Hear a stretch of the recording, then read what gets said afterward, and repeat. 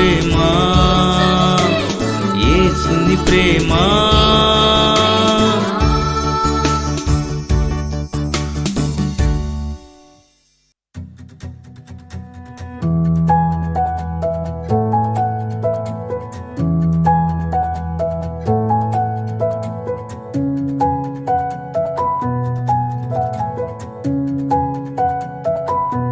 స్తుతి నైవేద్యం.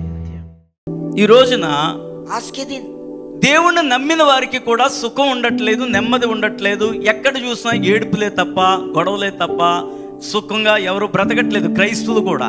देखो आज के दिनों में मसीह होने के नाते भी, विश्वासी होने के नाते उनके जिंदगी में शांति समाधान नहीं है. ఇలాగ ఎందుకు జరుగుతుందంటే మనం దేవుని మాటను పట్టించుకోకపోవడాన్ని బట్టి. ऐसा काम हमारे जीवन में क्यों हो रहा है? हम परमेश्वर के बातों को ठीक ठीक नहीं सुनने का कारण है. అందుకనే మనము సుఖంగా నెమ్మదిగా బ్రతకాలన్నా, సామాన్యంగా కాకుండా మాన్యత కలిగి బ్రతకాలన్నా, మనం సంపూర్ణమైన భక్తి చేయాలన్నా క్రింద వాటిని మనం పాటించాలి. అవి ఏంటో కూడా మనం చూద్దాం. हमारे भक्ति संपूर्ण रीति से होना है तो नीचे ये बात बताता है कि हम आशा के साथ में संपूर्ण भक्ति के साथ में आगे बढ़ना है. చూడండి, మరలా నేను ఈ వచనాలు చదువుతున్నాను. మనము సంపూర్ణ భక్తి మాన్యత కలిగి నెమ్మదిగాను సుఖముగాను బ్రతుకు నిమిత్తము అన్నిటికంటే ముఖ్యముగా మనుషులందరి కొరకును, రాజుల కొరకును, అధికారులందరి కొరకును విజ్ఞాపనములను, ప్రార్థనలను, యాచనలను, కృతజ్ఞతాస్తుతులను చేయవలనని హెచ్చరించుచున్నాను. देखिए हमारा निवेदन ये होना चाहिए सब मनुष्यों के लिए और राजाओं के लिए और ऊंचे पद वालों के लिए हम प्रार्थना निरंतर करना चाहिए. చూడండి, మనం ఏం చేయాలో చెప్తున్నాడు దేవుడు.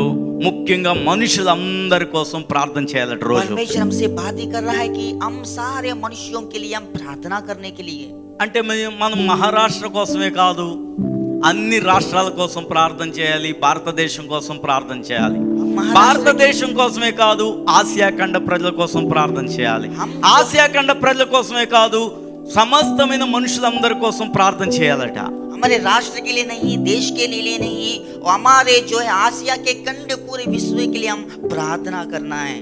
అసలు మనం ప్రార్థన చేసేవాళ్ళైనా ఎప్పుడు కూడా మనం ఎవరి కోసం ప్రార్థన చేస్తాం ముందంటే మన కోసం ప్రార్థన చేయాలి. అంశాన్ని ఏం చెప్తున్నాడంటే మనుషులందరి కోసం నువ్వు ప్రార్థన చేయాలి. देखो हमारे व्यक्तिगत जीवन के प्रार्थना यही रहता है, हमारे लिए, हमारे अड़ोस पड़ोसी के लिए, हमारे मित्र के लिए, जो हमारे दिमाग में रहता है उनके लिए प्रार्थना करता है. लेकिन प्रभु का वचन ये बताता है सारे मनुष्यों के लिए प्रार्थना करने के लिए. మనుషులందరి పేర్లు మనకు తెలుసా ఏంటి? వాళ్ళందరి కోసం ప్రార్థన చేయడం.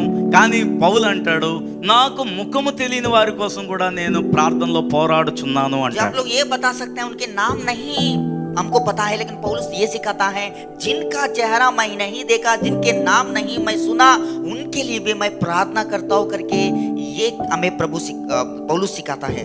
చదువు వచ్చింది అనుకోండి, ఏంటి అన్ని దేశాలను కూడా దృష్టిలో పెట్టుకుని రోజు నువ్వు ప్రార్థన చేయొచ్చు. जिनको जो है जिन्होंने पढ़ा लिखा हुआ है उन लोग जो है विश्व में सारे देश के लिए, राष्ट्र के लिए प्रार्थना करना है. అంతగా చదువు లేదనుకోండి, అన్ని దేశాల పేర్లు వాళ్ళకి తెలియకపోవచ్చు.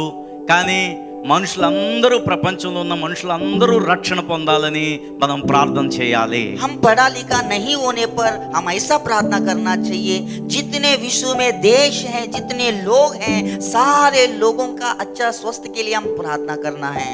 దేవుడి కట మనుషులందరూ రక్షణ పొందాలని ఆయన ఇచ్ఛయించుచున్నాడని దేవుని వాక్యం. परमेश्वर का इच्छा है सारे लोग उद्धार पाने का मकसद रखता है. దేవునికి స్తోత్రం చెల్లింది. परमेश्वर की महिमा. అందుకని వాళ్ళు ఏ మతస్థులు, ఏ దేశస్థులు, ఏ కులం వాళ్ళు, ఏ జాతి ప్రజలు అనే భేదం మనకు అక్కర్లొద్దు.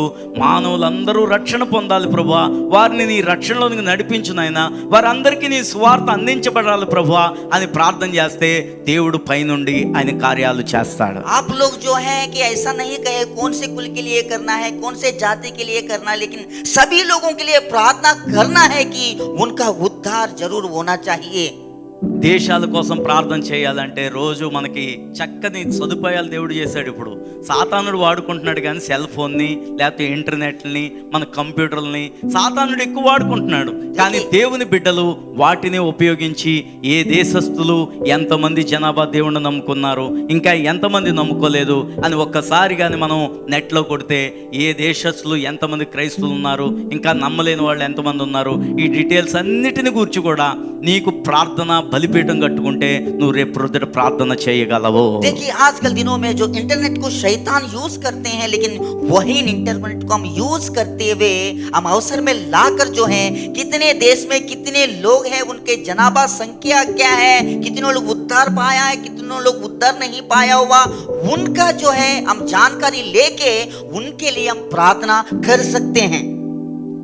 భారతదేశంలో ఎన్నో మతాల వాళ్ళు ఉన్నారు. इस भारत देश में कितने मत के कुल के लोग हैं. చెప్పాలంటే భారతదేశంలో 130-140 కోట్ల మంది ప్రజలు ఉన్నారు. लगभग जो है 140 करोड़ के ऊपर के लोग संख्या इस हमारे देश में है. కానీ ఇంకా క్రైస్తవుల సంఖ్య 10%, 12%, 15% ఇప్పటికి వచ్చి ఉంటుంది. जो उनने में जो है कि 10 जो है प्रतिशत के लोग सिर्फ मसीह के लोग हैं. ఇంకా దాదాపు 80% అనుకోండి, పోనీ 80% ప్రజలకు ఇంకా యేసు ప్రభువు వారి గురించి తెలియదు, అపోహలు ఉన్నాయి. देखो ऐसा हमारे बीच में शक भी यही भी है कि 80% के लोग के ऊपर जो है जो मसीह लोग नहीं है, उनका उद्धार नहीं हुआ, ऐसा यहाँ पे जानकारी ले सकते हैं. ప్రార్థనా పరులైన నిజమైన క్రైస్తవులు ఉంటే మన దేశం ఎప్పుడో మారిపోద్ది. ఎందుకంటే మన దేశానికి ఉండే దైవ భక్తి వేరే దేశాల్లో లేదని చెప్పొచ్చు. जो हमारा देश में प्रार्थना के योद्धा उठकर खड़े होने से हमारा देश पहला ही उद्धार पाया होता. हमारा देश में प्रार्थना योद्धा का जरूरत है. మనుషుల్లో భక్తి ఉంది కాబట్టి ఎన్నో దేవుళ్ళను దేవతలను దేవుళ్ళుగా పిలుచుకొని ఆరాధిస్తున్నారు. मनुष्य के अंदर भक्ति है, इसलिए जो है कई लोगों को परमेश्वर के रूप में आराधना करते हैं, उनकी उपासना करते हैं. దేవుడు ఉన్నాడని నమ్ముతున్నారు కానీ ఆ దేవుడు ఎవరో తెలియని ప్రజలకు మన ప్రార్థన ద్వారా దేవుడు తెలియజేసే విధంగా మనం ప్రార్థన చేయాలి. इस प्रकार के लोग हैं, ये विश्वास करते हैं कि परमेश्वर रहकर कर भक्ति करते हैं, लेकिन उनको ये मालूम नहीं है कि सच्चा परमेश्वर कौन है, उनको हम कैसा आराधना करना है, पूजा करना है. इस बातों को उन लोग बिल्कुल नहीं जानकारी है. అనేక కోట్ల మంది ప్రజలకు ఆశీర్వాదకరమైన వ్యక్తులుగా మిమ్మల్ని మీ కుటుంబాలను దేవుడు మార్చును గాక, దేవుడు దీవించును గాక. ఈ వాక్యమును అందరిలో ఫలింప చేయును గాక. కళ్ళు మూసుకోండి, ప్రార్థన చేద్దాం. अक्सर झुकाए हम प्रार्थना करेंगे. ప్రార్థన వీరుడిగా నన్ను చేయండి. ओ प्रभु में प्रार्थना योद्धा बनाइए. ప్రార్థనే విజయం ఇస్తాది. प्रार्थना सिर्फ विजय दे सकती है. ప్రార్థన छुटकारा चंगा आशीष को लाता है. प्रार्थना మన జీవితంలో ఒక అద్భుత కార్యం చేయబోతుంది. ప్రభా ప్రార్థన జీవితం నాకు దయచేయండి. प्रभु प्रार्थना का जीवन मुझे నీ दे. దాసులు ఎండి రాజు గారి ద్వారా प्रभु आपके दास एमडी राज పరిశుద్ధాత్ముడు నువ్వు మాట్లాడావు. पवित्र परमेश्वर हमसे बात किया. ఈ వాక్యము నా జీవితంలో నిరంతరము నిలుచును గాక. ये वचन मेरे जीवन में निरंतर बसा रहे. యేసు का नाम से मानते प्रभु यीशु जी. के नाम से मांगते हैं. बोलो सब लोग आमीन.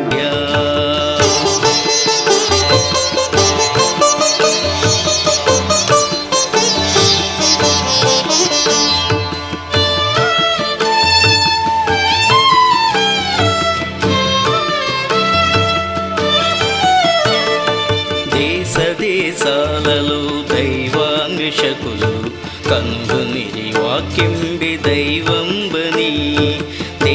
దేశాలలో దైవాన్వేషకులు కనుగొనిరి వాక్యంబి దైవంబని.